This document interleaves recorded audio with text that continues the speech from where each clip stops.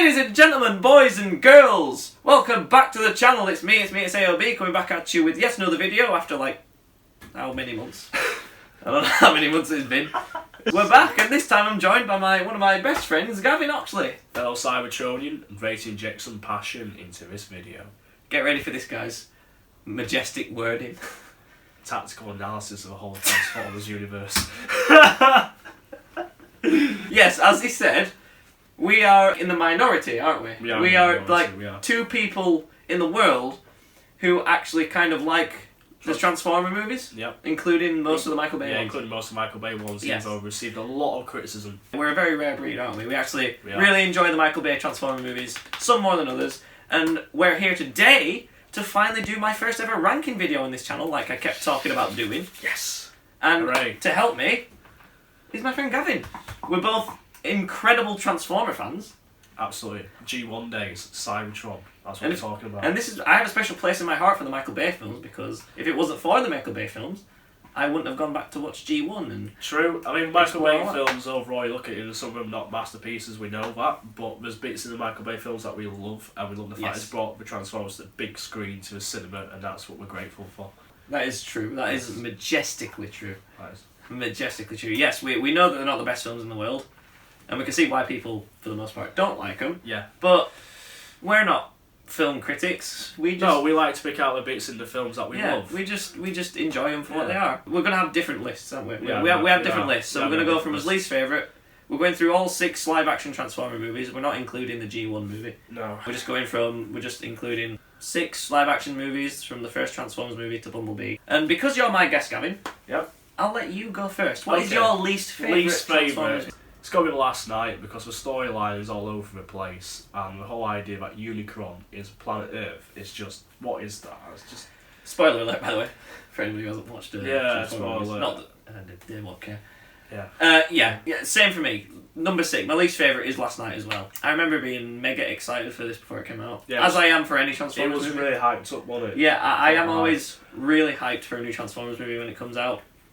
And Last Night included, but going into it, I was sceptical because of all this connections to King Arthur and Merlin and all that stuff. I don't like that because it'll force in too much of a human element. You should. We want to see the robots and Transformers, and we don't want to be connected to the Merlin, King Arthur as the mythology of Transformers. Yeah, it makes no sense. You should never ever mix Transformers with medieval That's just King Arthur. Stupid. So that on its own was making me like, but you know what? I thought, okay, they've done some absurd stuff in these movies before, maybe I'll roll with it. Yeah, that's what And then when the movie came around, I'll be honest, I haven't watched it since I watched it at the cinema. You know? I have not watched it since I've watched it a few times. Because I really, this is out of all the Transformer movies, this is the only one that I do not like. I actually rewatched it a few times because I wanted to pick out bits I thought I actually do like about the film, but there isn't really that many. I mean, the whole thing about Nemesis Prime was a bit... that was badly done, wasn't it? That was a waste of potential. That really was. Nemesis Prime could be so much more bigger role, apart from, it's come down to Earth now, it's met Bumblebee, and also Nemesis Prime's over within a space of 5 minutes. It's like, what's that about? Well, it was a waste opportunity to actually bring the proper Nemesis Prime in at any point. It wasn't the proper Nemesis Prime. The lack of Optimus Prime, you know me, I love my Optimus Prime, he's like one of my favourite fictional characters ever. True. He's barely in it. The King Arthur stuff, I couldn't buy into it. It was ridiculous. The lack of actual battles. There isn't many battles. Do you remember we were really anticipating we both went to the cinema to watch this together. We were hoping for that we were going to finally get like a proper confrontation fight of Optimus Prime and Megatron. We didn't even get that. We just had Optimus Prime kick Megatron out of Quintess's ship and that's it. And that was it. He was gone. Never heard of him again. Like, this is the quintessential. We know why people don't like Transformer movies. Yeah. And this is full of all the shit, all the bad elements of what people don't like about the movies, and we see it more so in this film than in any other. Another thing that was disappointing was the Megatron introduction to his Decepticons crew. It's gonna be cool. Okay, it was very cheesily done. We admit that. But we thought, right, let's give some Autobot Decepticon battles, and it never was that. It was just Kane Yeager just trying to escape and, run away. Yeah, it was a ripping off Suicide Squad, wasn't it? It was really that introduction of the Decepticons, which I didn't mind because it actually gave them somewhat of a personality, because Decepticons never do have personality really in these movies. But no, we don't. All the stuff, the medieval stuff, the King Arthur connections, Merlin, and then the twist at the end turning out that Earth is Unicron.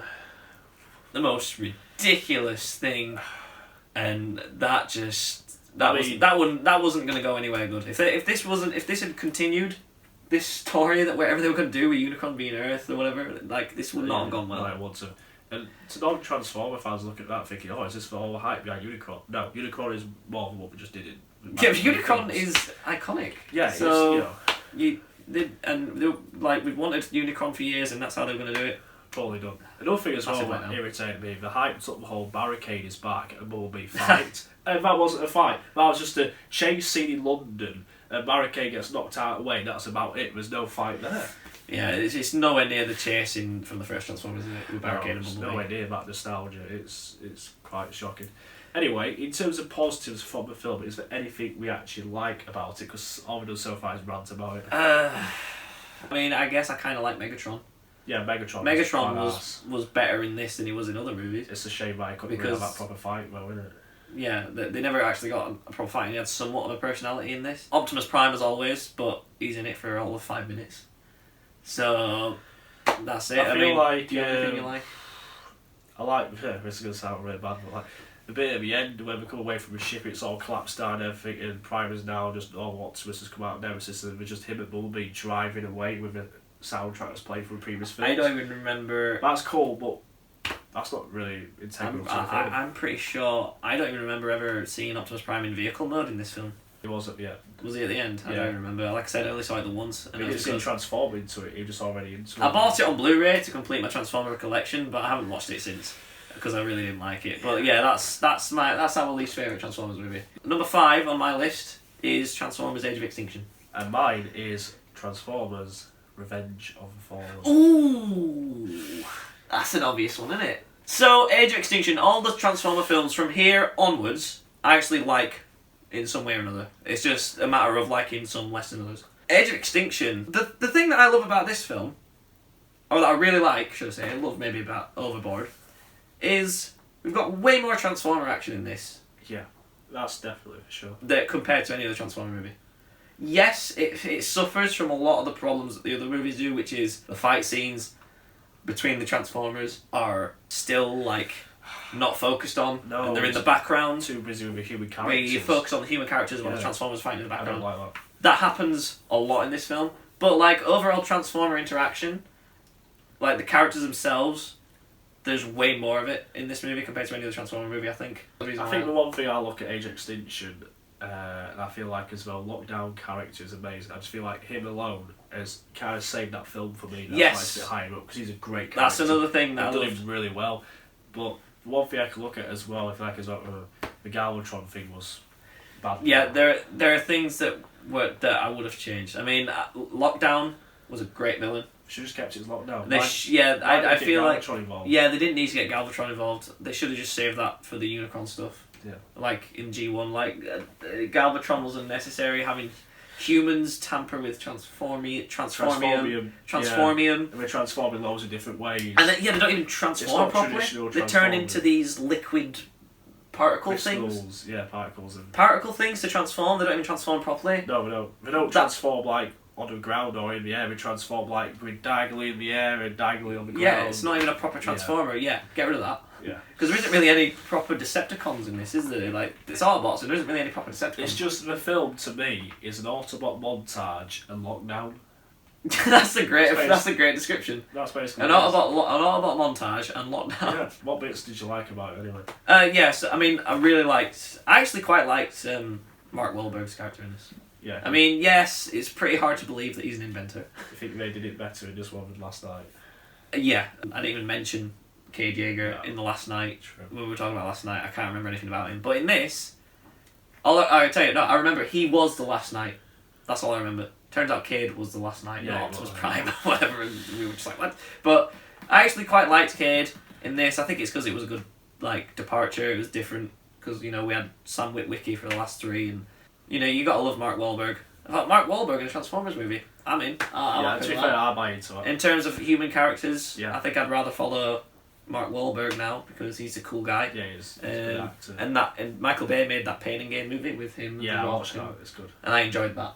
And shout out to Pain and Gain. Shout out to Pain and Gain. Giving you a lot of shout outs here, Michael Bay. The new Autobots as well. I actually really like the new Autobots. Drift, Hound, and then obviously one of your favourite scenes. One of our favourite scenes is the Autobots uniting in this movie. Oh, that's so good. That is so good. Because the problem is, minus Optimus Prime and Bumblebee, we've got an entirely new Autobot team in this. Yeah, this did feel like a proper reboot. And it wasn't. Yeah, it wasn't. It was supposed to be a reboot, but it still felt the same. Yeah. But we got new Autobot characters, and these ones actually had personality, whereas the original crew of Autobots didn't. They did in the first one. Apart from the main ones. In the first Transformer movie, yeah, like the original Autobot crew, like Ironhide, Ratchet, Jazz, all them, they all had personality in the first one. It's just after the first one, they never really had anything. Like no, I feel like in Age of Extinction, the bit I do like is how they do bring the camaraderie of the Autobots together. Which they do. Like. You really do feel. The soundtrack's amazing. That scene where Prime just turns into that new truck mode. Yes. Oh, it's brilliant. And like the fact that like Kane Yeager and his daughter and the daughter's boyfriend all sat there in a truck, just like, whoa, what's going on here? Like, something revolutionary is happening. Prime is just transformed into his new truck and like blown away. And the whole thing where the flames like stripping onto the truck and the Autobot logo just comes on the front of it. Comes on, and you get the classic Transformers sound. Yeah, oh, that's beautiful. I love that moment. That's such a great that is such an amazing moment. But yeah, I mean, the more screen time that the Transformers get. But the stuff that they did with Galvatron, the transforming stuff, the humans, I mean, the human characters aren't great, minus Kate Yeager, but her boyfriend and his daughter, don't care about them at all. Yeah, I didn't really buy into it. The action isn't as great in this. I mean, I remember being really hyped for this fight scene between Lockdown and Optimus Prime. Oh, yeah, the fact that Lockdown got killed through a backstabbing, essentially. He just got sliced. Sliced in the back. And you had Mark Wahlberg, Cade, holding him back with a thing. How could Mark Wahlberg be holding... Because he's got biceps bigger than the planet. That's bigger than the planet, bigger than Lockdown. Yeah, so that's why. Just before you end that, what was your favourite bit about Lockdown in the film? I love the idea that he's not an Autobot or a Decepticon. Yeah. He's just bounty hunter. He's just a bounty hunter, and I love the idea that he's... Because there's a speech he gives where he's just like, Autobots, Decepticons, like children playing, or I'm sure he says something like that in the film. Yeah. He had a good concept behind him, and he was just a like badass. Autobots, Decepticons. He had a great presence. Always fighting. Yeah, exactly. And he had a great presence. His one-liners were great. He was a great presence. He was badass. His entry scene, with the face cannon. Oh, so good. That's proper love. Goosebumping, dude. That was really good. I think that set the tone for Age of Extinction as to this going to be a really good film. And this was the introduction to the new designs of the Transformers, which I don't really like. True. That plays a part as to why the last two Transformer movies are my least favourite. I still put Age of Extinction a bit higher though, just because of all Autobots and Lockdown for you. I feel like the way they act, the personalities and stuff. So the reason why Revenge of Fallen is my second to least, favourite film out of Transformers universe is because The Fallen. It was so badly done. So badly done. Revenge of Fallen. He's coming back to haunt because he's like one of the original primes. He's coming back to haunt everyone. And then it's just so badly done. His fight with Optimus wasn't even a fight. It was just like, a walkover for Prime. Because he was upgraded, he had jetpack. It was upgraded, but still, you feel like as though Optimus has been upgraded because the Fallen is such a difficult enemy to defeat. So Prime needs to be upgraded. So you would think it'd be a bit more equal of a fight where Fallen's like so overpowered. But no, Fallen gets ripped. It's not even that, because Megatron was there as well. Yeah, Megatron was there. He did away with both of them at once. Yeah, he just completely wrecked them both. And I thought, okay, we all love Optimus Prime and love the fact he's been overpowered. It's great, he's taking it to the Decepticons. He's like, yes, get in there. But the Fallen as a presence, the overall authority of the villain, should be much more than what it was in that film. I know. Especially with the whole hype about, like, the Fallen's coming to Earth. And, like, you have that whole scene where all the new Decepticons like crash landing on Earth and stuff. It's like proper invasion's about to begin. I mean, like there's a scene where it's like I'm coming for you or something along those lines. And then all of a sudden, when you do see him next in the battle, it's just not even. He's just knocking about on top of the pyramid. Yeah, it's just what is that? I was so and I think that's one of the reasons why that's my second to least favourite, because there's bits in the film I do like. There's a lot of things I do like in Revenge of Fallen, but the storyline of the Fallen is what kills it for me. The fight between Optimus and Megatron, funny enough, is actually the best fight in that film we've had for the entire universe. Don't talk to me about that, because the forest fight. Yeah, the forest fight is amazing. I love that forest fight. That forest fight is just mwah. It's great. And we've never had anything to that level since. It is amazing, but I still just think the whole idea of like the Fallen as a big villain who was above Megatron and everything, and because his connections with Optimus in the past, you know, the origins of them being primes and stuff, and being brothers, I thought like as well it was going to be a lot more explosive as of an ending, but it really wasn't. It was just so badly done. He wasn't even in it much either, was he? No, he didn't really transform. He transformed into a little ship, which I saw a couple of seconds of it. He only saw it for like a few seconds. It was just, it was so poor. Yeah, he's not a great villain, and plus, what a stupid name for a character of anything. A transform, the Fallen. The Fallen. Like, I remember when the trailer for that first came out, and I thought it's called Transformers: Revenge of the Fallen.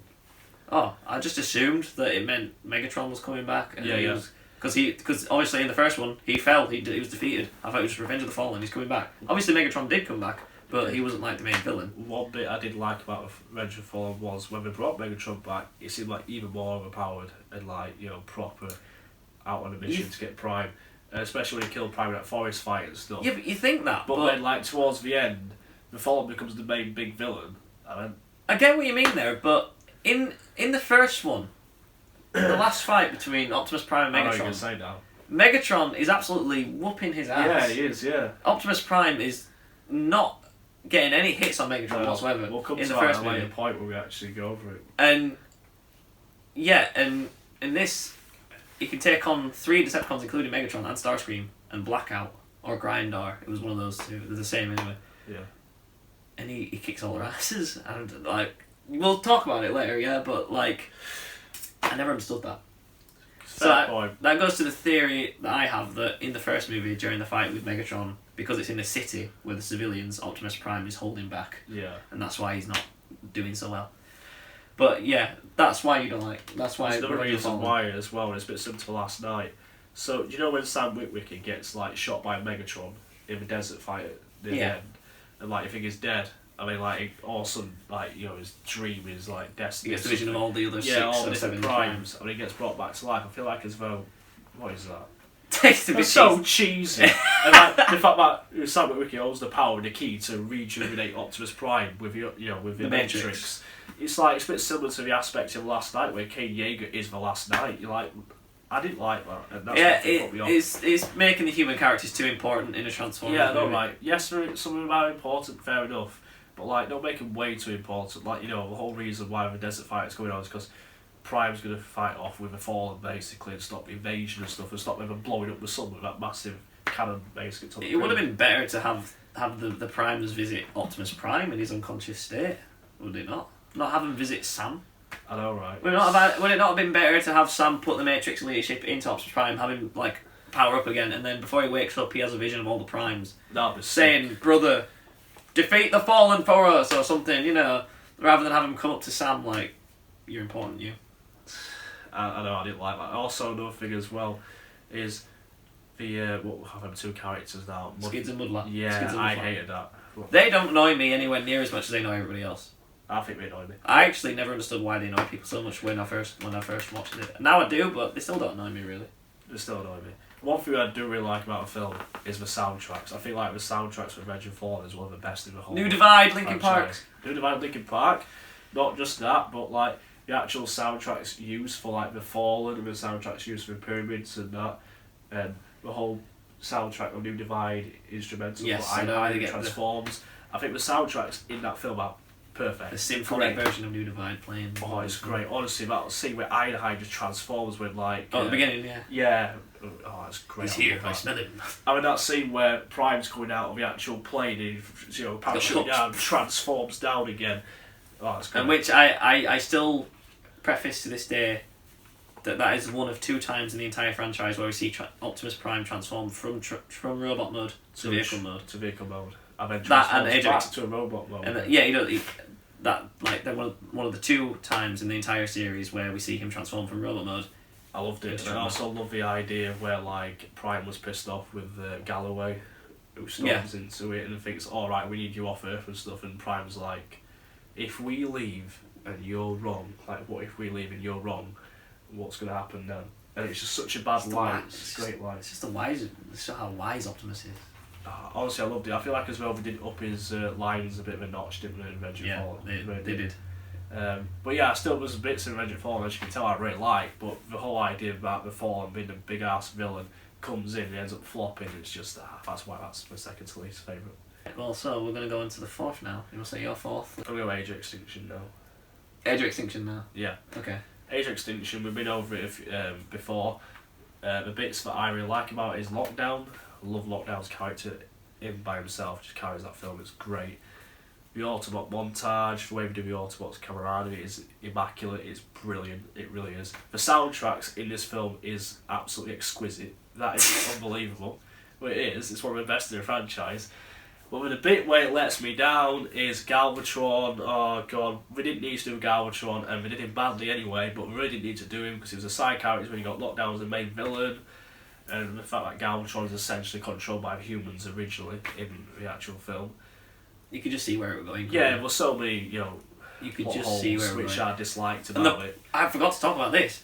The product placement in this film. Oh yeah, is horrendous. It's horrendous. It's really bad. Oreo bought the scene with the Bud Light when Cade Yeager's like in this truck of Bud Light, and he's like, "Is this your car or whatever?" And he just drinks it like it's an advert. Don't forget the pill. The pill. Do you like music? The pill. That's like a full-on advert. You just take that clip out of the film and put it in a Beats advert. It actually could. And then you can just use that. The pill, and it turned into a gun now. The pill. I must say, Stanley Tucci's character, I forgot what's his name now, his character. I've forgotten his name. But I thought his character in the film, I did like it. I know it was a bit comedy, but like, I did like his character. I thought it was funny. I like Stanley Tucci in that. He was a really good character. I did like him. I love the fact we're in the car at the end of the light. I've got a massive live bomb in the back of the car, and the two women are like, "What is going on?" Oh yeah, they got the seed. Like, what's the radius of this bomb? And like, he receives a text saying it's like a tactical nuke, and it's just a tactical nuke that just turns everything into metal. It's brilliant. I do like him for that. So I've touched on a lot of things in Age of Extinction. Optimus Prime's characterisation in this as well.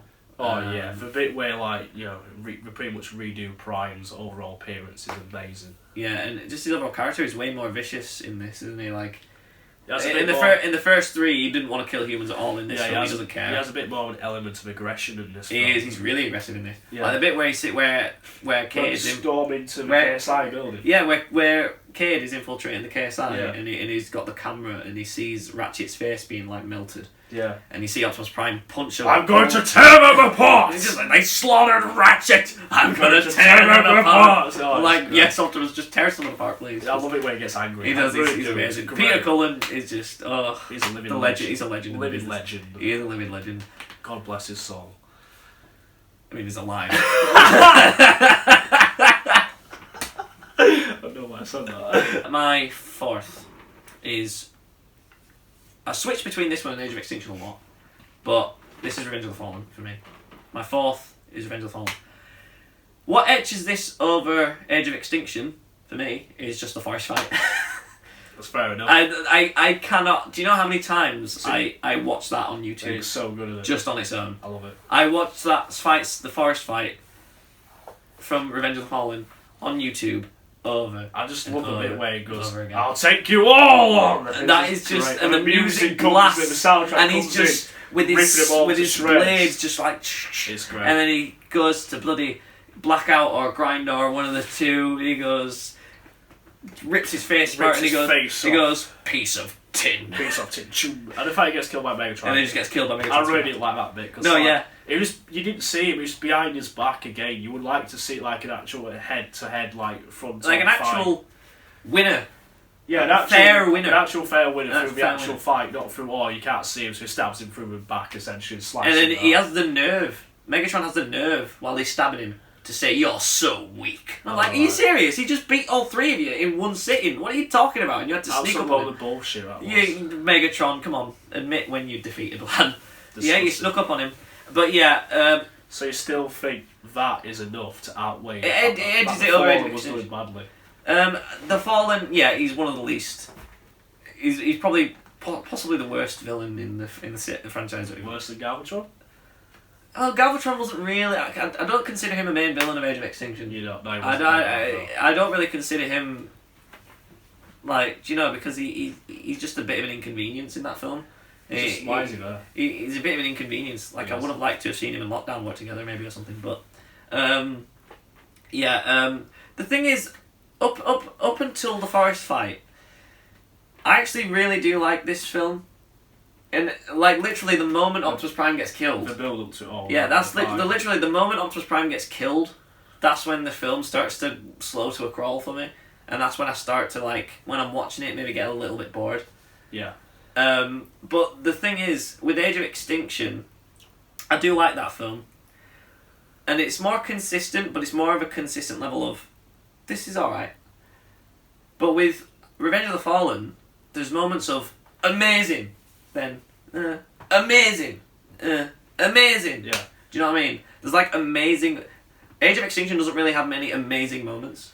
There's the Autobots. I mean, there's the Autobots reuniting, but that's... Lockdown's intro. But, like, they don't get me pumping, like... No. The forest fight in Revenge of the Fallen, or... You know, one thing, I will stop you there, because one thing we don't actually discuss about Age of Extinction, which was actually hyped up before the film to be something big with Dinobots. Oh god, yeah, we didn't talk about the Dinobots, did we? We don't talk about Dinobots. No, we talk about the Dinobots.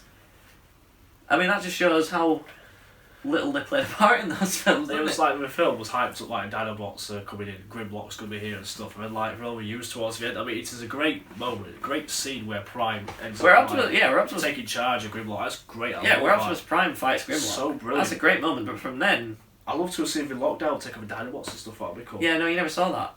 But with that, it was like, I don't know, the Dinobots weren't done justice for me. No, we're not done justice. They weren't done justice because, like I said, the fight between Optimus and Gridlock, that were great. But then after that, they were just sort of generic monsters, just doing whatever, just making it convenient for. Well, just another thing as well is the actual like villains in that film, apart from obviously apart from Lockdown and Galvatron, they're all just like clones. Weren't actual characters. They're just clones of other Decepticons. So you couldn't really get any sense of like, oh, he's dead. Like, yeah, amazing. Like, that happens a lot. You couldn't really get. That happens a lot, and then in Last Night, the Dinobots are just played for comedy.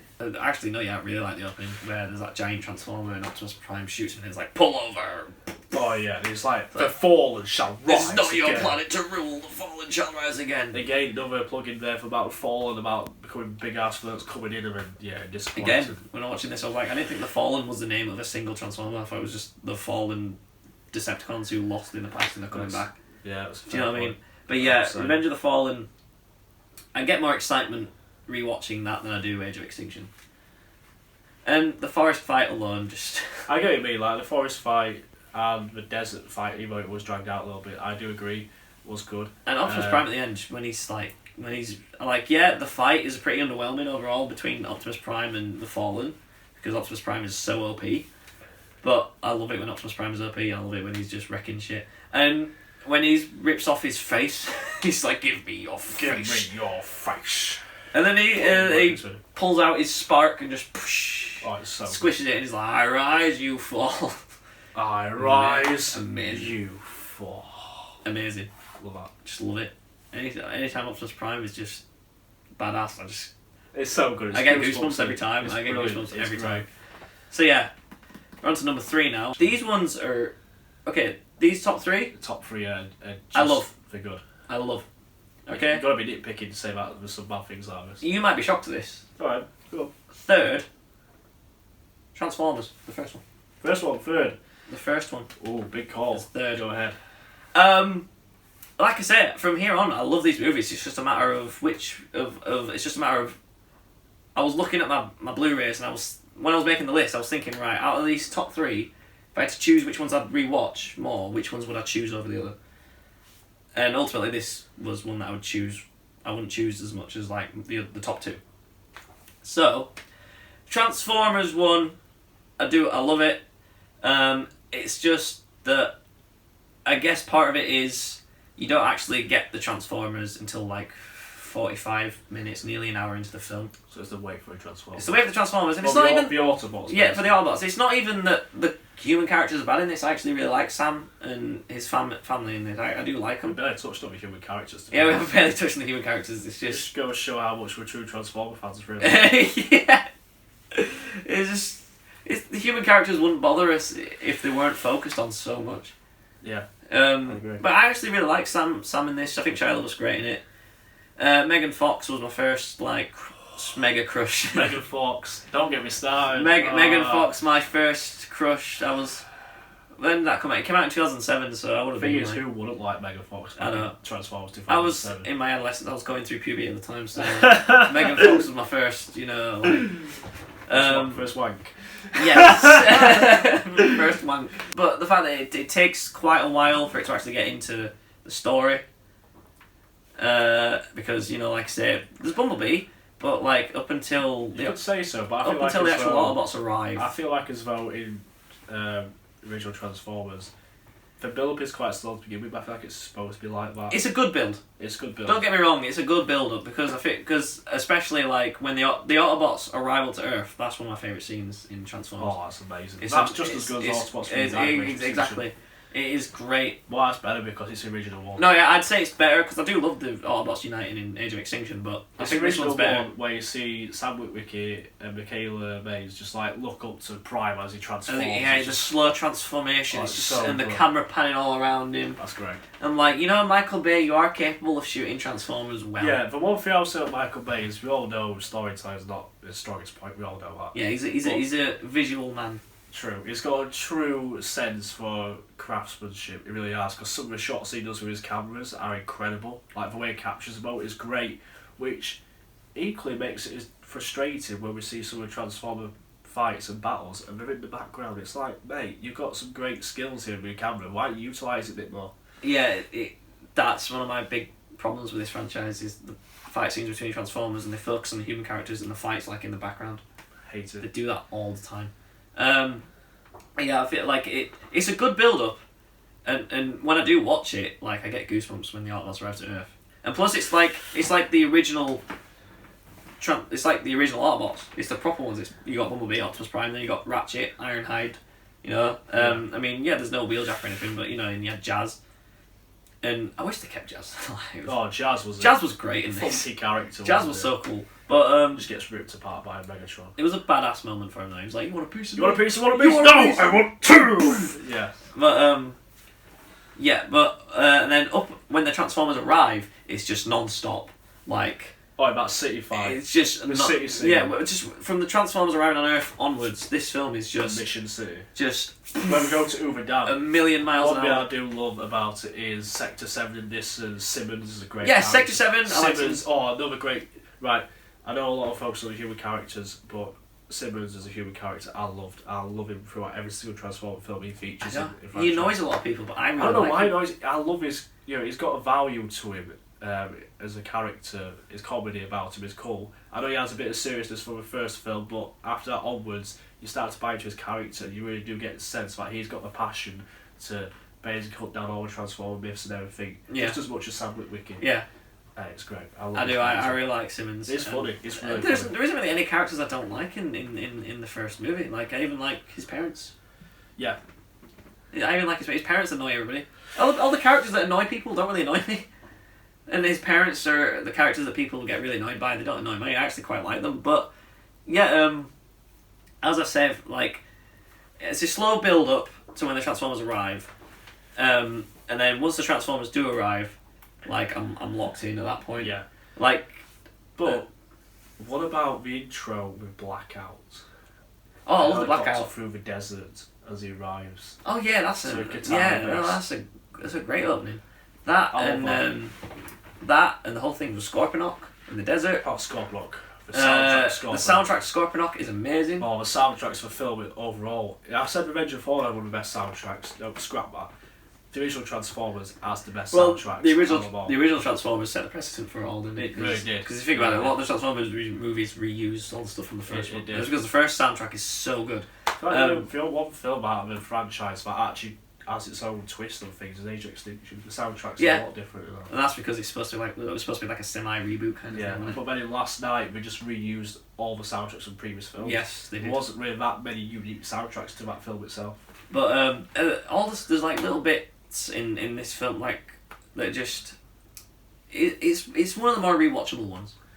Oh, definitely. It's really rewatchable because, like I said that the build up, like we haven't like 45 minutes to an hour of the film without the Transformers. It's the nostalgia of it as well. But there is nostalgia of it as well because I loved it and that got me hyped for. It's not also being biased about nostalgia. I think there's bits in that film that are really really good. Like the whole scene where Prime like arrives into Mission City at last with Megatron's already tarnishing the whole thing about apart, and Prime just transforms as drifting. It's great. I love the idea. Like this little smart stuff, like the idea that they've had Megatron in a I like that. That was good. In a lab in a capsule for years, and that's how they developed technology. That was through good. having Megatron. Like that's a great idea. That is a great idea. That's one of the smartest things that Transformers stories ever had.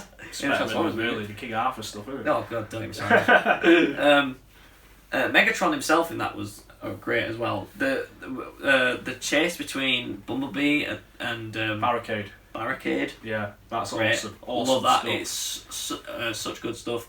The whole stuff with Sam's great granddad and what's his name, Archibald Whitwicky. All stuff with that, the connection with the glasses. It's a bit silly. It's a bit silly, but it's still done well though. But it's still done in a relatively like cohesive way. Ladies Man 217. Ladies Man 217. Are you Ladies Man 217? Give me the glasses! Where is the item 23.1 or whatever? Where are the glasses? It's brilliant that. But it's just got a smooth story. There's no complications to it. And it's just it goes at a great pace. It's perfectly paced, I think. I also love the ending. Do you know this is where the whole Optimus Prime outros were born? Like his speeches he gives, like ways on that battleship pretty much at the end, and he's giving off that speech about there's more to us than meets the eye and stuff like that. Yeah, as you do. Iconic Transformer line there. That's where it first started from there, his actual outros to end the films, and that was goosebump stuff. Goosebump inducing. Every time Optimus Prime gives a speech at the end of a film. It's so good. Goosebump inducing. Especially in the original, I thought that was really proper eye-opening that. It's a classic. I think it's genuinely it's a classic. Like the third act is amazing. The moment where Optimus Prime, I forgot the fight with Bone Crusher. That's great. It's short, but it's short, but it's quality. It's short, and it shows how skilled Optimus Prime is. Like how Bone Crusher transforms when he's on the move, and Prime transforms on the move. And then we had that little fight there. I love that. He's like skidding on the roads, and he does that pose. He goes like, "Well, that's skidding." He just punches Bone Crusher in his eyes, pull out the sockets, and he goes off the. And he just chops off his actual crane thing. He chops off his arm. Yeah. He chops off his arm. That crane. Yeah, he did. Yeah. So like a scorpion tail thing. Yeah. But and then the moment where Optimus Prime arrives in the city in the third battle, in the final battle, where Megatron's just wrecking shit. I feel like the music that plays and the camera's panned around him as he's transforming, just moments like that are just what make this movie. Yeah, moments like that, I just make you want to... And I know it's third on the list. But like I said, the top three, I adore. They're interchangeable. Yeah, I was about to say the same thing. Any one of these top three we're about to mention, we absolutely love. These are great. Yeah. Tomorrow the list could change. They could. So yeah, you're third. Dark of a Moon. Dark of a Moon, which is obviously going to be higher in your estimates, to be fair. But Dark of a Moon, I love. It's great. Yeah. I feel like as well, it's one of the underrated movies out of Transformers franchise. It really, really is. Because it's come off the back of Revenge and Fall, which was a bit of a downer, but it revisits some of the stuff that Transformers is really good at.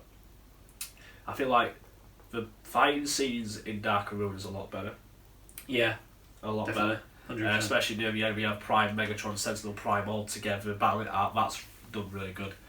The whole invasion thing, a bit similar to Revenge and Fall, but to a city in Chicago. That's the best third act in any Transformers. That was done really well. I think it's the best third act in any Transformers. You had a great sense. True. You had a great sense of how depressing, dark them times were, when the whole city's been ripped to shreds, literally ripped to shreds. We had it a little bit in Transformers original. In the first one, yeah, but this is just on a whole other bigger scale. And proper invasion. This is an entire city. Yeah, in the first one, it was just one section of a city. This is the entire city. This is done really well, and the whole idea of you could say the whole thing about the pillars on the moon is a bit cheesy, linking that to the NASA missions and stuff. But I think you can dust yourself over that a little bit, to be honest. Yeah. Because I do feel as though in the film, you don't go into these films for the stories because all the stories with these films are incredibly inconsistent. Very inconsistent. The next one makes the one before it inconsistent story wise. It doesn't make any sense. I love her idea of it. True. I love the idea at the start of go to Chernobyl as well.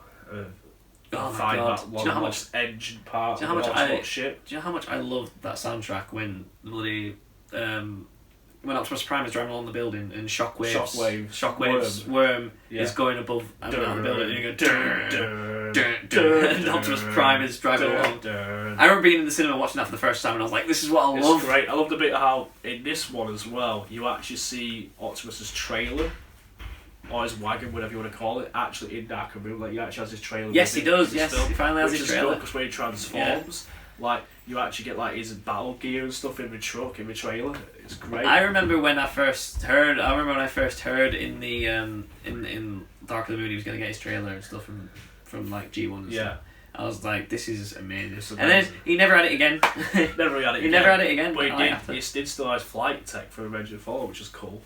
Yeah. Even though, which I know what you're gonna say, he gets tangled up in that bloody thing, which is so annoying. That's an annoying thing. But after that, there's that amazing shot, and I think you know I'm going to shot where he comes down and just absolutely tears everyone to pieces. He's like doing 360s and everything with all his swords and everything. Tearing all these Decepticons apart. Oh, and the music with that's so good. The music, anytime Optimus Prime comes on screen, is so good. It's just amazing. I mean, it sums it up as well at the end when he does kill Megatron and Sentinel Prime.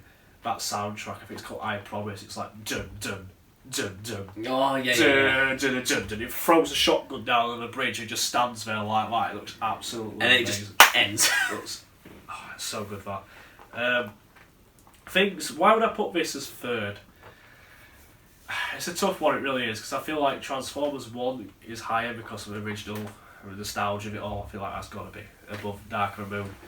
And Bumblebee, which I'll get to later on, that's also higher. Because of different reasons, and I'll explain that later on. But all three of these films, I love them. There's not a single bit I don't like about them, to be honest with you. Yeah. So they're interchangeable. They're interchangeable. They're interchangeable. Like they could switch any time. Yeah, they could really. So I guess you can go on to your number 2. Yeah. Have you already discussed your? I haven't discussed my number 2, but we take like. Okay. Right. So that will be Transformers 1. Difficult one. God. Oh. Right, okay. I'm going to go with Transformers 1 as number 2. Oh, it's a bold call. Bold call. I think you more or less said what you love about it when I was talking about it. I know, to be fair. I love the whole introduction of Autobots arriving to Earth. The scene of Blackout, the desert is great. The Bumblebee barricade scene, that's absolutely majestic. And then at the end, where you got Megatron and Prime battling it out, even though the one downside to it is Megatron is dominating Prime, it's a bit too one-sided in my opinion. It is very one-sided. If they got that bit more equal, it'd be great. That's your one downside I can say about it. It's very one-sided. That's why I don't understand why in the forest fight he can take on Megatron as well as 2 other Decepticons. He can just do them all. And he can do them all. In the first one. But in the first one, he can't take on Megatron on his own. Yeah. I just don't understand it. That's why I just came up with the theory. Consistency. Yeah, that's why I just come. Yeah. Like you could argue that maybe Megatron was a bit weaker in Transformers 2 because he died and he got resurrected, so maybe he is weaker.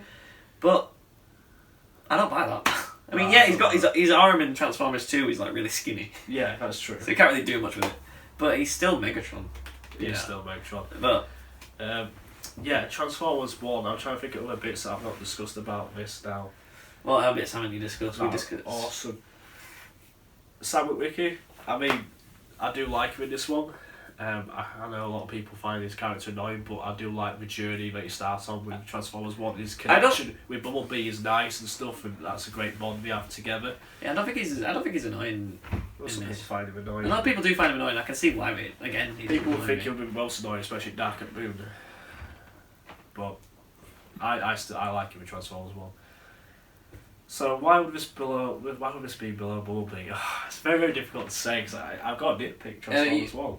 I can't do that. I don't know if you can. Right. I can't really nitpick it. I suppose you can talk about it when you get to Bumblebee. Yeah, why that's ahead. And why that's ahead. Yeah, that's what because, like I said, Transformers 1's a classic. It's always.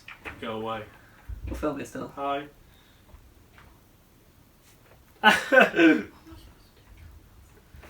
Well, just sit, just chill.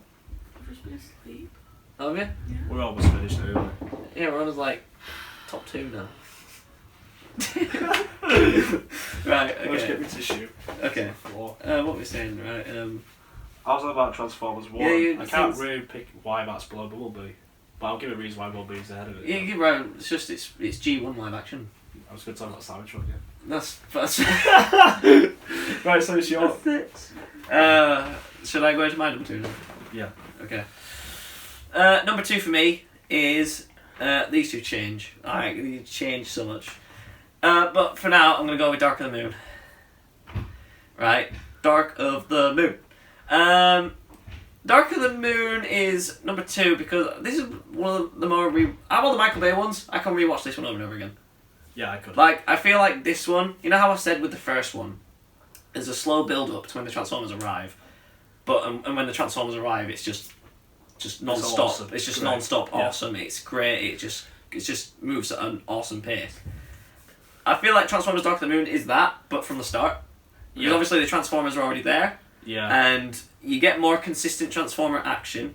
Like, you've got all your iconic Transformers there. You got Megatron, you got Optimus Prime. It's just... You also have a brutal death with Iron. You do have a brutal... Like, and I remember I don't know if anyone... Did you see it coming when you first watched it? But I did not see the whole Sentinel Prime being a villain twist coming when I first watched this. I was shocked. When he killed Ironhide, I was in tears. When I first watched this in the cinema, I was like, what? It was really actually depressing. It was really... I died slowly. Really depressing. Literally rot to death. It did. It eroded away. Oh, ridiculous. You think he has that much power, Sentinel Prime? If he could do that to anyone. Yeah. That's what made him so dangerous. This film for me has just... It's just got everything that I love about Transformers movies. Yeah. Just throughout the entire like film.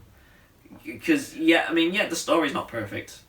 None of the story is perfect. The story isn't perfect in any of these movies. Yeah, a bit like Megatron is based because Sentinel's bitch in this. Yeah, like you're saying, he organised to meet Sentinel Prime this entire time. But this wasn't addressed in the previous two films. But even though he never mentioned this ever, he had his own plan in the first one, and then in Revenge of the Fallen, he was working for the Fallen, and then in the third one, oh no, actually, I agreed to meet Sentinel on Earth.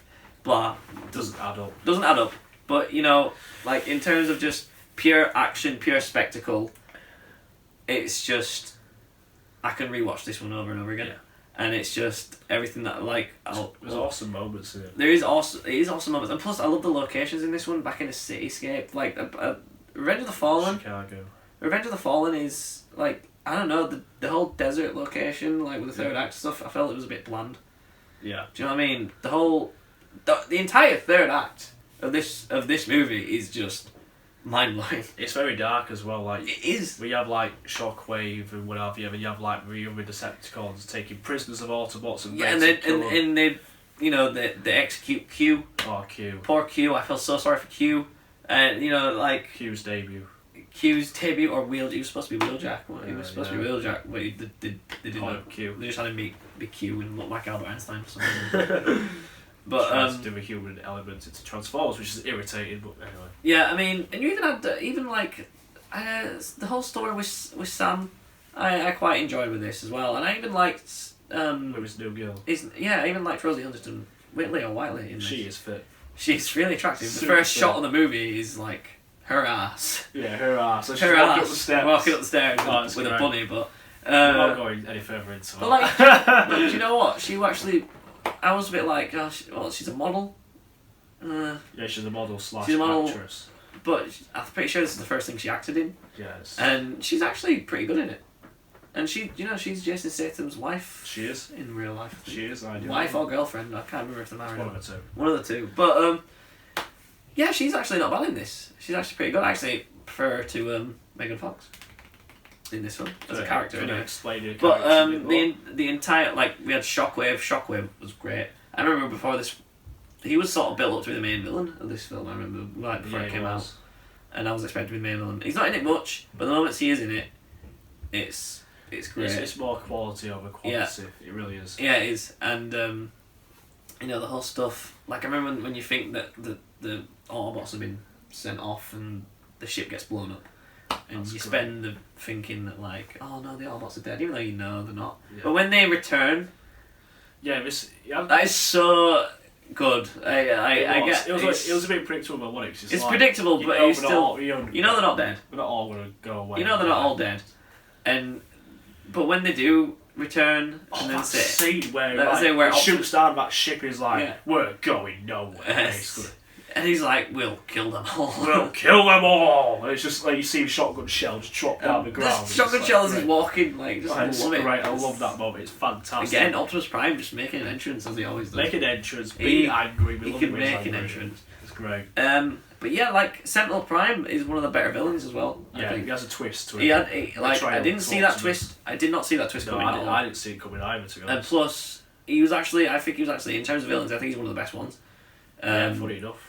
Especially because, when he does turn, he does come across a bit like a generic sort of villain. But then, like at the end, when he sort of explained to Optimus why he betrayed him, the whole idea of Cybertron, the whole idea of just keeping Cybertron alive, I feel that just put a little more depth to him.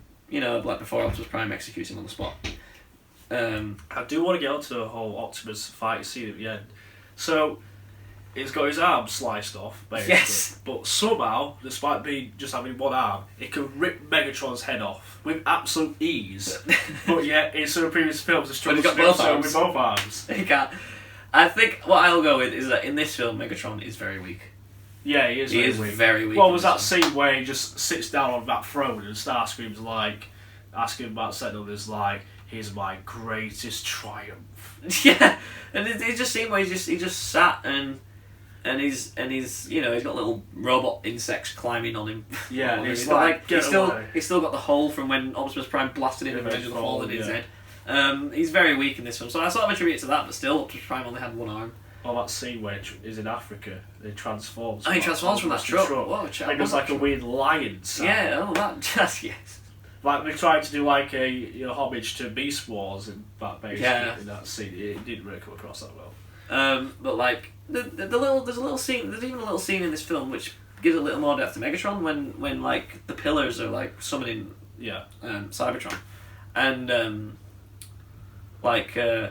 he's just sat watching it and he's like, my home. I'm glad you came back, something like that. And I'm like, you know what? Megatron just wants his home back. He wants his home back. He just doesn't want a war anymore. He just wants his home back at this point. He knows with his home coming back, that's going to eliminate the human race. Yeah.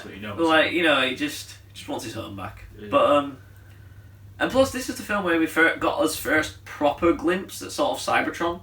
Oh yeah. Because the opening of the film. Oh yeah, I forget about that. Yeah, original scene of like seeing Cybertron and seeing the ship trying to escape and stuff. Yeah, exactly. Yeah. And you see the entire structure of a planet. I thought that was cool. You saw it for like a brief second in Transformers 1 when Optimus Prime is talking about. It's telling Sam about Megatron. That's only very briefly. But that's like a second. But in Dark Moon, it's how the soundtrack starts as well. It just pans down to Cybertron. You see the two ships battling out. That's pretty cool. I like that. That was good to see. But yeah, overall, like this film, I can watch it over and over again. I think it's paced great. Yeah, the story's not great, but I think the pace is good. It's non-stop. Perfect amount of Transformer action. I feel like the best way to sum it up, even non-Transformer fans would probably sit back and say, yeah, Dark Moon was quite a decent film. Yeah. Like, it's not a perfect movie by any means. No, it's not perfect, no. In terms of what we like out of the Michael Bay Transformer movies, it's more of what we like. It's more of what I like out of Michael Bay movies. It's more of what Transformer fans like, but it's also accepted a bit more by non-Transformer fans as well. Yeah, exactly. So, what's your number 2? Well, no, it'd be number 1, wouldn't it? Yeah, number 1. Right, so my number 1, and collectively both our number 1s, is Bumblebee. Bumblebee. Who saw this coming? Who did see this coming? Bumblebee is. I think our lists are quite different. His least favourite and his favourite are the same. Yeah. All the in between was very different. True. Right. So Bumblebee. Why do I love Bumblebee? Oh, there's so many reasons why I love Bumblebee. The whole nostalgia about Bumblebee himself and the fact that we focused on his character and done it really well. And also, one of the main things I want to point out at the start of the film, the Cybertron scene. The Cybertron sequence is amazing, absolutely amazing. If you know about the actual War for Cybertron and Fall Cybertron games, it's pretty much like that brought to the big screen for that first 10-15 minutes. And that's all we've ever wanted from a Transformers film. Good. That is all we've ever wanted. Yeah. We wanted a Cybertron story and we wanted more G1. Yeah. And this just brings G1 together. It's like, brilliant. This film is a love letter. It really is. Transformer fans. I think we need to point out... Not Michael Bay Transformer fans. Yep. Just Transformer fans. True. I want to point out something. This is a love letter. Directed by Travis Knight. This is the first Transformers film that's gone away from Michael Bay. Yes. Travis Knight. And you can tell straight away... And this was needed. This was a needed change. We needed a new director for Transformers. It's been delayed quite a bit. Because you knew after the first one, like, Michael Bay just came back for the money. Yeah. Like, he didn't care. He didn't give a shit. He wasn't. You could just tell his heart wasn't in it. He was just doing it just to get the money and just do it for the sake of doing it. But Travis Knight has a great attention to detail. He grew up loving Transformer toys and the whole G1 and the comics and stuff. He loved all of that. And it really shows, because the way they do everything it will be is to a T, more or less. I won't say it's ultimately perfect, but it's as close to perfect you could possibly get. Yes, and I really want Travis Knight to just make a normal Transformer movie. I really do, that'd be amazing. I just need him, direct a Transformers movie. It'd be great. Not a Bumblebee sequel. Do a Transformers movie in this style. But I do like as well that if we do go off doing like solo films, do a few more solo films before you do the main one. Like it doesn't. I don't mean Bumblebee sequel, but I like different characters. Maybe some Decepticons would be really good, because we haven't really had a proper insight into the Decepticons' world and their origins. We have through the Autobots quite a lot, but not through Decepticons. So it'd be great to go down that route. Yeah. Anyway, that's like another video for another time about what we think should happen. Yeah. One of the other things I love about it is the fighting scene between Bumblebee, Shatter, and Dropkick is amazing. Especially the last fight is the last fight between Bumblebee and, was it Shatter? Yes. I think it was Shatter. Shatter was the pink one. Shatter, yeah, it was between her and Bumblebee. That was it was choreographed really well. It was really choreographed very well, and again, no shaky cam. No shaky cam. You can see what was going on. Even though he did have one element of like Char's character getting away, it was only once. You still could see the actual fight in the background quite well compared to previous films. But that's only once, and then the rest of the fighting scene is done properly in terms of tracking all the way around, in terms of the combat that's going on. They do it really well, and just seeing Bumblebee kick ass is great. We are having the need of like his Autobot buddies such as Prime and what have you in the past. Yeah, he can just do it by himself. He's an important character. Don't forget, Bumblebee's not just a sentimental character. He's a very skilled fighter as well, especially if you go back to some of the G1 series and the comics and the Fall of Cybertron games. He's a very important character. He's a very skilled fighter. He is a skilled fighter. But sometimes we don't portray that enough in some of the Transformer films. Well, I mean, it's my number one as well. Yeah. And as I said before, it's just Travis Knight. He just obviously knows his Transformer stuff. He does. And he just delivered. While I would have preferred like a Transformer movie, like a proper Transformers movie, not just a Bumblebee focused movie. Yeah, I do agree with that. Like this film, it's filled me with hope, and it's made Transformers cool again. People are like, okay, yeah, Transformers can be good, and it shows that G1 can work in live action. We've got the G1 designs, Optimus Prime, Bumblebee. Oh, it's just so... That scene where they're in the woods, it's an after credits scene with that scene. Yes! And they're talking about Prime lands on Earth. That's iconic, and the bit on the bridge looks like Prime, but it's not really Prime, but that's also iconic. Which means that this must be a reboot. It is a reboot. It has to be a reboot, which means, like, yes, just make a Transformers movie. Please. Like, with this style, maybe Travis Knight, get him in and do it. Any other bits we like? I love the Cybertron one, which I love the human characters in this. I think the story is perfectly paced. Yeah. The relationship between Bumblebee and Charlie is great. John Cena, I love John Cena. John Cena is an interesting one because he's so funny in this. I do like him, but sometimes I feel like from non-Transformers fans' point of view, it was said to me that sometimes it steals the limelight a little bit. Like, no, it doesn't. I can still see through John Cena. Like, I watch John Cena, and he's got some good moments. Don't get me wrong, he has got some good moments. There's some moments feels a bit cheesy, but that's what it is. I really enjoy it. I can still enjoy the overall film. John Cena is not big enough to put his own stamp on his film, basically, is what I'm saying. He's still an up-and-coming actor. Yeah, there's still bits where I look at him, I'm like, But the thing is, like, Bumblebee is bigger than John Cena, is basically what I'm saying. A lot of people I kind of hope. I hope if they make a sequel or if they make another Transformers movie, he comes back. Possibly, yeah. I hope they do bring him back because I really liked him in this film. I love the scene where he's deaf staring Bumblebee.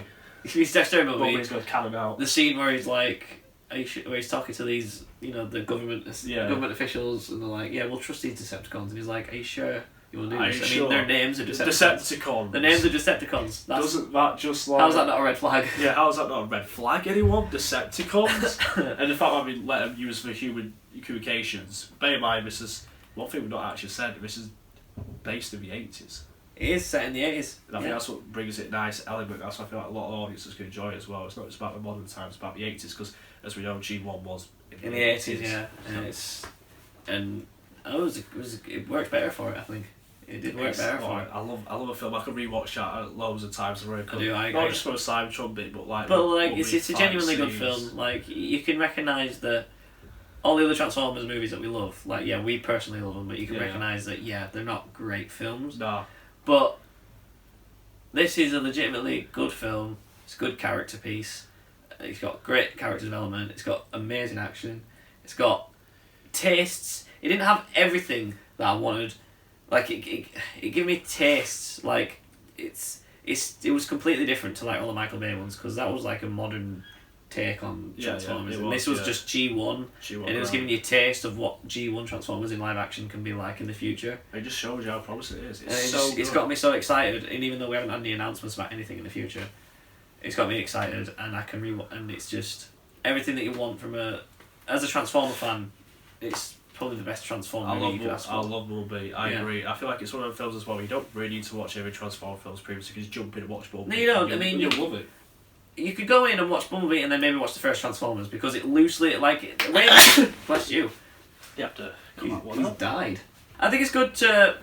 It would be good to watch the first Transformers after this. Like, if you want to do like a bit of a Transformer movie night, watch Bumblebee and then maybe the first Transformers. Because while, like, the mid-credit scene establishes that this is a reboot. Yeah.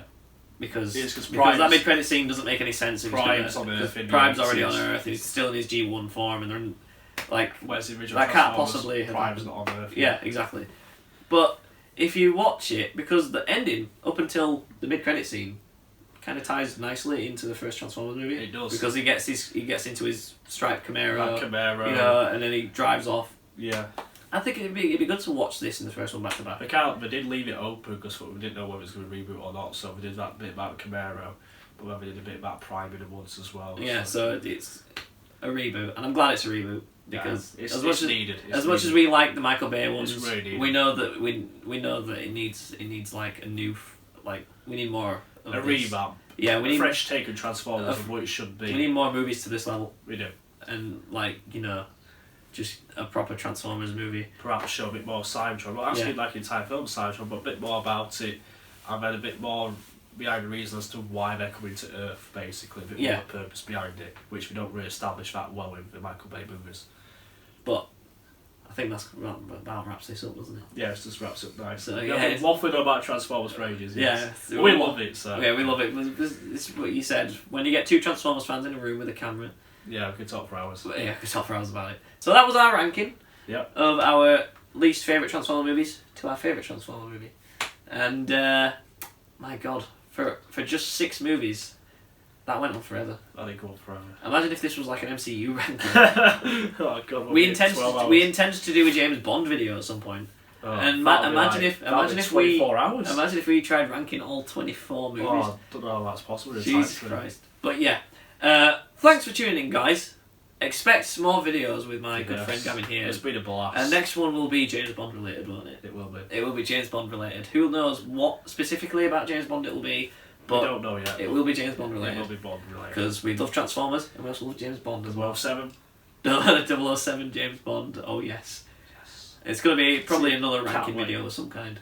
Yes. But it's going to be exquisite and majestic. Gavin, how did you feel for being a part of this video on my dead channel? I feel rather honoured, to be honest. I really am. Honoured to be a part of my dead channel. I am. It's great.